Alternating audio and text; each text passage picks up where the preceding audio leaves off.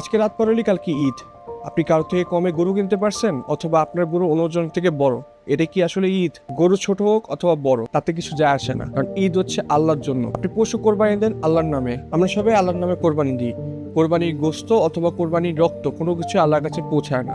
আল্লাহর কাছে পৌঁছায় আপনার নিয়ত। ছোটবেলায় আমার বাসায় কোরবানি দিয়ে আসতেছে, আলহামদুলিল্লাহ। কিন্তু এই কোরবানিটা আমার জন্য অনেক ইমোশনাল হয়, কারণ গরু কিনে আনার পর গরুকে পালা, গরুকে খাওয়ানো এবং এত কিছুর পরেও যখন আপনার মায়া ত্যাগ করে আপনি গরুটাকে আল্লাহর জন্য কোরবানি দেন, সেটা হচ্ছে আসলে কোরবানি। কিন্তু আমি প্রত্যেকবার ভাবি, কেউ কারোর থেকে বড় গরু কিনছে অথবা কেউ কারোর থেকে দামে জিতছে, এটা কি আসলে কোরবানিকে ডিফাইন করে? আপনি ঈদের আগে কোরবানির পশুটা কিনে আনেন, আপনি এটাকে পালেন, এটাকে খাওয়ান, এর প্রতি আপনার মায়া সৃষ্টি হয় এবং গরুর প্রতিও আপনার একটা সফট কর্নার সৃষ্টি হয়। সেটার কারণে আপনি যখন কোরবানি দিতে যান, আপনার খারাপ লাগে এবং এই মায়াটা থেকেই আপনি আল্লাহর নামে যখন এটা কোরবানি দেন, তখন হয় আসল কোরবানি। আর সর্বশেষ কথা, আপনি কোরবানি গরু 5,000 টাকা কম দিয়ে জিতছেন নাকি, এটা ভাবার আগে ভাববেন যে আল্লাহ আমার কোরবানি কবুল করছেন নাকি।